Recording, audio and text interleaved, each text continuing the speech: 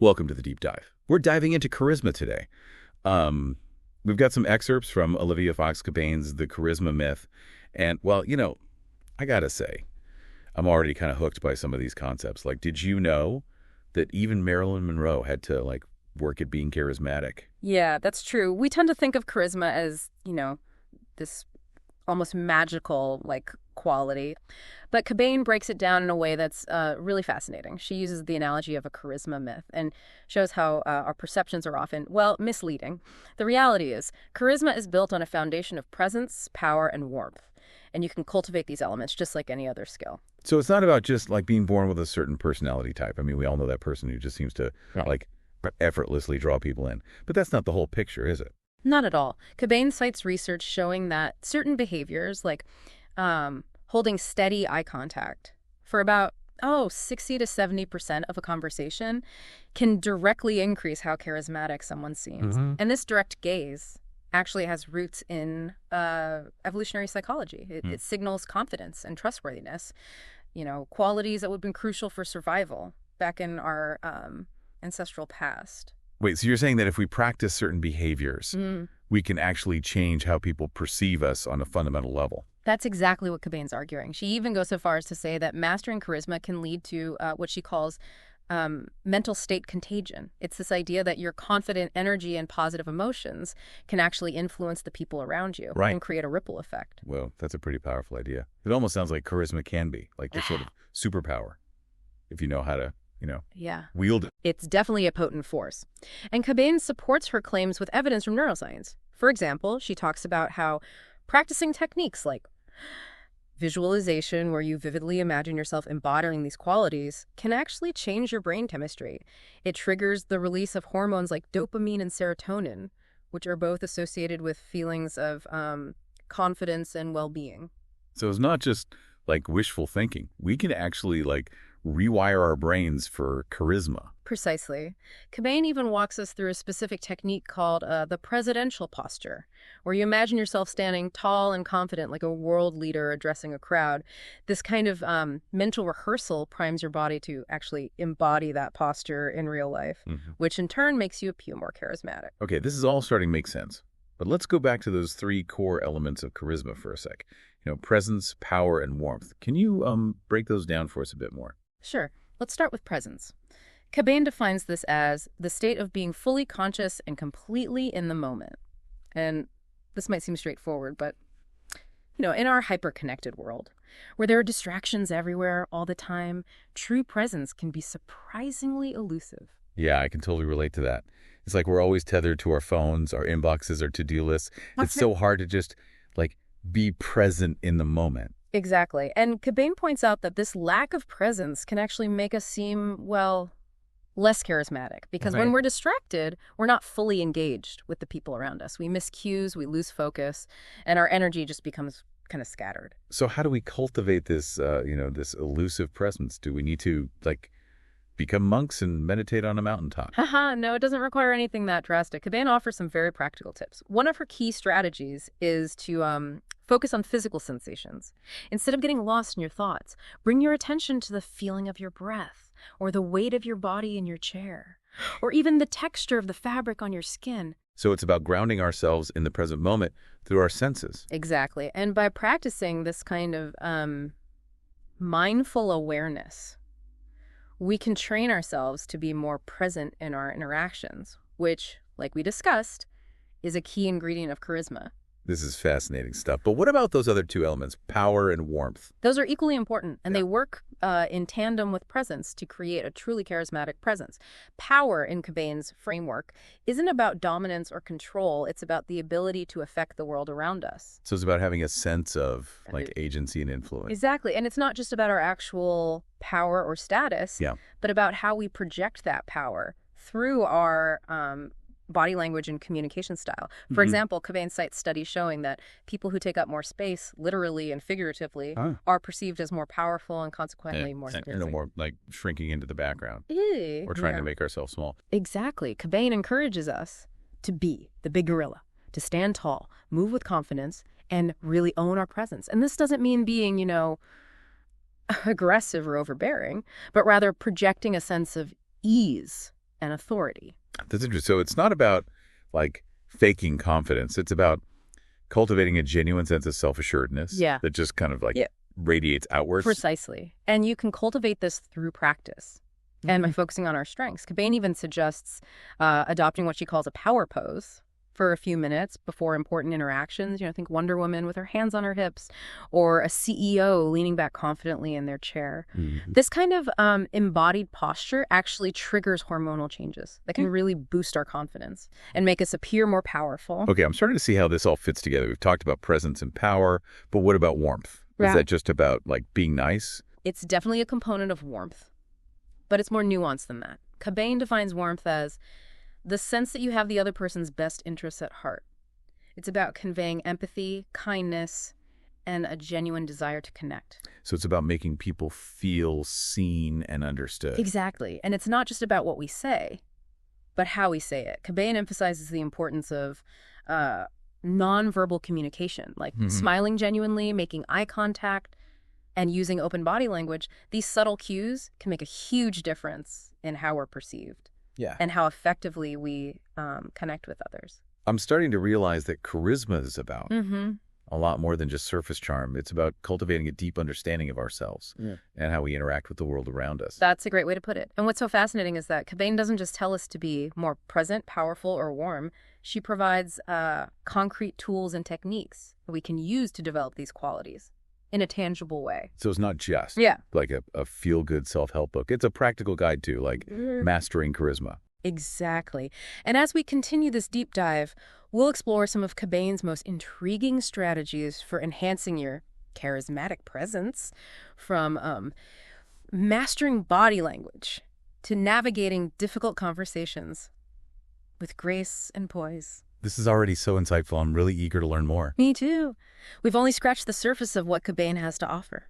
Let's delve deeper into the nuances of presence, power, and warmth, and see how these elements work together to create truly magnetic charisma. Okay, so we've talked about how charisma is something you can learn, not some, like, innate talent you're born with. But how do we, like, actually put these concepts into action? Presence, power, and warmth. I mean, where do we even begin? Well, that's where Cabane really shines, She gets into the specifics and shows how these elements actually manifest in, like, our everyday interactions, both verbally and non-verbally. Let's start with body language. I've heard it speaks volumes, but I'm not really sure I understand how to, like, consciously control it. It's true. Our bodies often communicate more than our words. Cabane cites some fascinating research from Princeton that shows that people form impressions within milliseconds of seeing someone. And it's based almost entirely on nonverbal cues.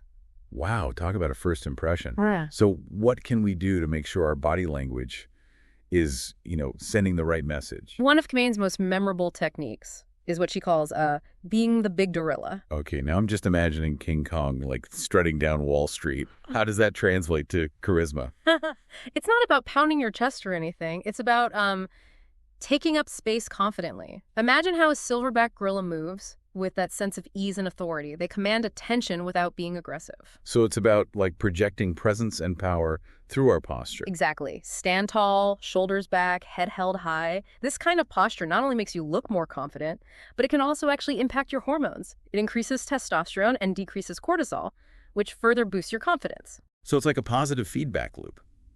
Our body language can change our internal state, which makes us feel more charismatic. That's the idea. Cabane explains that. Our bodies and minds are constantly influencing each other, and one of the most powerful ways to project charisma is to master the art of eye contact. Ugh, I've always struggled with that. I tend to, like, look away when I get nervous, which probably makes me seem less confident, right? Yeah, it's a common challenge. Cabane points to studies that show that direct eye contact actually activates the social part of our brains, which triggers those feelings of connection and trust. She suggests aiming for about 60 to 70% eye contact during a conversation, looking away naturally every now and then so you don't, come across as too intense. Right. So it's not about, like, staring someone down. It's about engaging with their gaze authentically. What about projecting warmth? Does that also come down to body language? Absolutely. One of the most powerful ways to convey warmth is through smiling. Cabane actually cites research from Paul Ekman, he's a pioneer in the study of facial expressions, and he identified a specific type of smile, the Duchenne smile, that's associated with genuine happiness. It actually activates the reward centers in the other person's brain. So it's not just about, like, plastering on a fake grin. No, authenticity is key here. A forced smile can actually backfire, make you seem, well, insincere. Cabane suggests focusing on cultivating genuine positive emotions, which will naturally lead to a more authentic smile. That makes sense. But, like, what if you're just not feeling it? Are there any, like, quick tricks for boosting warmth? Yeah, Cabane recommends thinking of someone you love or recalling a happy memory. This can shift your mood and make you more likely to smile genuinely. And don't underestimate the power of open body language. Avoid crossing your arms or legs, because that can make you seem closed off or defensive. So it's about creating a sense of welcoming and accessibility. Exactly. And when you combine open body language with genuine warmth, you create a really irresistible combination. People are just naturally drawn to those who make them feel safe, understood, and cared for. This is all so insightful. It's making me, like, rethink how I present myself in my everyday interactions. That's the power of understanding these principles. You start to see how seemingly small adjustments can have a huge impact on your charisma. Totally. But what about verbal communication? Is there, like, a specific way we should be speaking to project charisma? While body language lays the foundation, our words definitely play a crucial role too. One of the most important skills Cabane highlights is active listening. So it's not just about being a good talker, it's about being a good listener too. Exactly. Active listening involves truly paying attention to what the other person is saying without interrupting or planning your next response in your head. Cabane points to research that shows that people who are good listeners are perceived as more intelligent, empathetic, and trustworthy, all qualities that enhance charisma. Yeah, I can see how that would make someone feel really valued and understood, which would strengthen the connection. Precisely. And when you do speak, make your words count.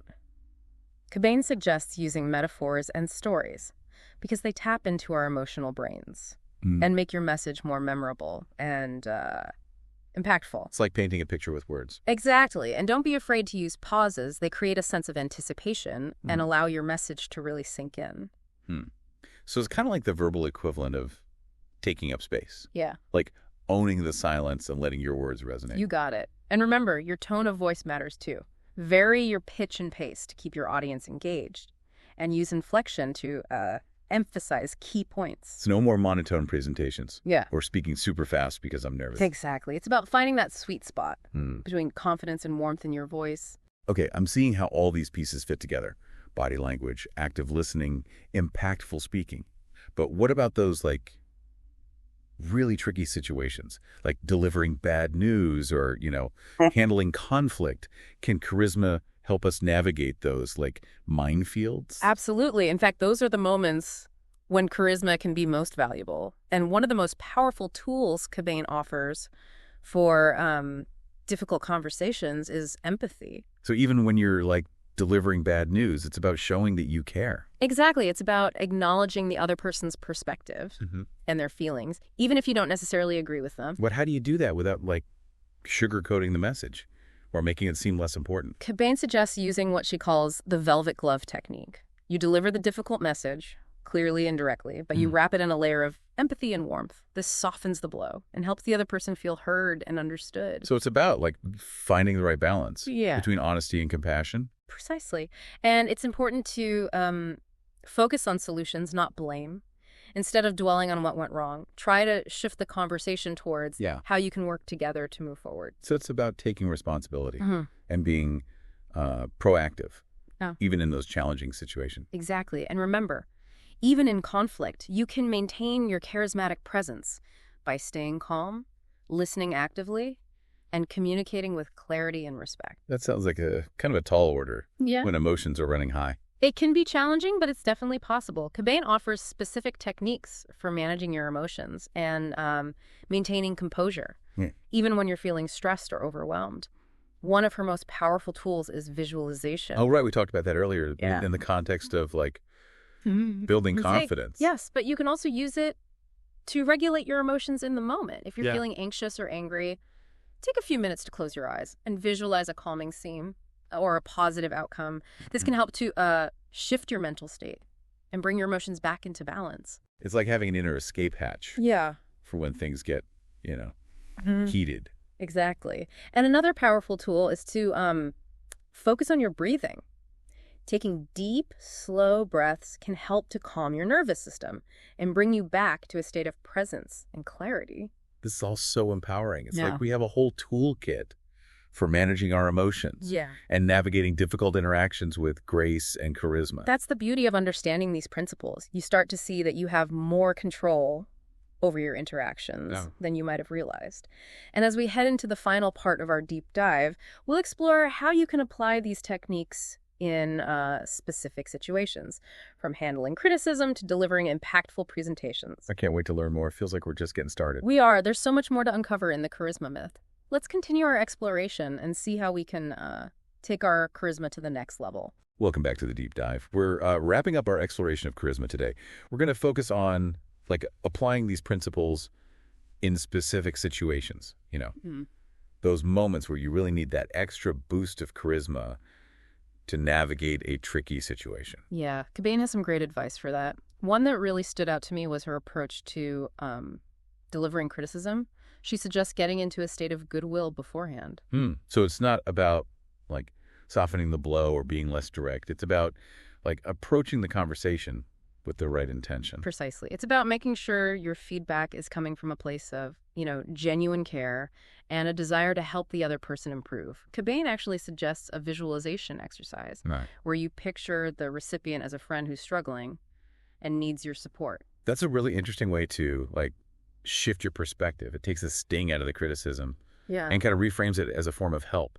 Exactly. And when you deliver the feedback, focus on specific behaviors, not personal traits. For instance, instead of saying you're always late, when you arrive late to the meeting, it disrupts the flow and makes others feel like their time isn't respected. That's such a great tip. It keeps the focus on Yeah. the impact of the action, not the person's character. It makes the feedback more constructive. Yeah. And less likely to, trigger defensiveness. Right. And it helps to sandwich the criticism between genuine expressions of appreciation or acknowledgement of their strengths. This helps to maintain that sense of goodwill and makes the feedback, easier to receive. So it's kind of like the classic feedback sandwich. But with a more nuanced approach, what about when WE are the ones who messed up? How do we apologize charismatically? Cabane stresses the power of a sincere apology, one that conveys genuine remorse and acknowledges the impact of your mistake. So it's not just about saying, I'm sorry. It's about truly understanding how your actions affected the other person. Exactly. And it's about demonstrating power by outlining the steps you'll take to rectify the situation and prevent it from happening again. So there's a blend of presence and warmth in the apology itself, and power in the commitment to make things right. It shows you're taking responsibility and are, invested in repairing the relationship. Exactly. And Cabane points out that a well-delivered apology can actually strengthen relationships and build trust because it shows vulnerability and a willingness to be accountable for your actions.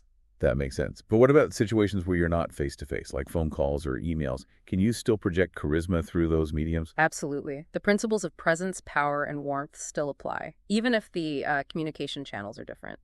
For phone calls, Cabane has a surprising tip. Stand up and move around as you speak. Oh, I would have never thought of that. How does that help? Even though the other person can't see you, standing up energizes your voice and makes you sound more confident and engaged. Oh, so it's about bringing that physical energy into the conversation, even if it's just a phone call. Exactly. And for emails, Cabane emphasizes focusing on the recipient, not yourself. Use you language more than I language. Show genuine interest in their perspective and needs. So even in written communication, Yeah. those charisma principles of warmth and focus still shine through. Precisely. It's about making the other person feel seen and understood, regardless of the medium.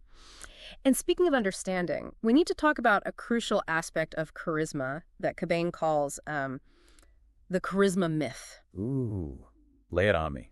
What myth are we debunking today? The myth that charisma is a fixed trait, something you're either born with or you're not. Cabane argues that, and I completely agree, that charisma is actually a learnable skill set. So anyone can become more charismatic. That's such an empowering message. It is, and it's backed by scientific research. Throughout the book, Cabane draws on studies in psychology, neuroscience, and sociology to demonstrate how we can consciously develop and refine our charismatic abilities. It's like she's giving us the keys to the charisma kingdom. We just have to be willing to, put in the effort and practice. That's the spirit. And she provides tons of practical exercises and techniques that we can start using today to enhance our presence, power, and warmth. So there's no excuse for staying stuck in a charisma rut. We have the tools, we have the knowledge, and we have the power to level up our charisma game. That's the attitude. Remember, cultivating charisma is an ongoing journey. It's about continuous learning, experimenting, and refining your approach. It's not a destination, it's a process. Yeah. Of growth and self-discovery. And with the insights from the charisma myth, we have a roadmap to guide us. Exactly. As we wrap up this deep dive, I encourage you to think about what aspects of charisma really resonate with you? Which style feels most natural? What techniques are you most excited to try? Those are great questions for our listeners to ponder. It's about, embracing your strengths and experimenting with new approaches to unlock your unique charismatic potential. Exactly. Remember, charisma is not about becoming someone you're not. It's about unleashing the best, most authentic version of yourself. That's a perfect note to end on. So folks, go forth and be charismatic. Use the knowledge from this deep dive. Tap into your authentic selves and build those meaningful connections that make life richer and more fulfilling. Until next time, keep diving.